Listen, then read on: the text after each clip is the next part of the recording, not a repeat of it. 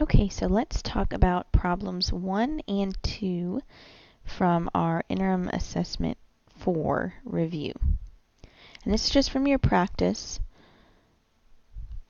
Number 1 just asks us, what is defined by two lines or rays diverging from a common point? So let's think about this. If we have a common point and we have two lines or rays diverging from that point, meaning they're coming out of that point, and you can just draw any example here. It'd be lines, rays.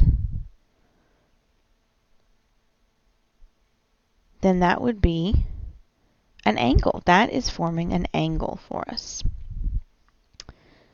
Now, number 2 says, what are two lines in the same plane that do not intersect? So two lines that go on and on forever, but do not intersect.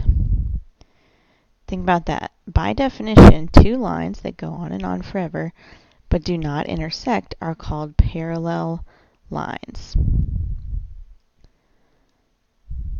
So that would be C, parallel lines.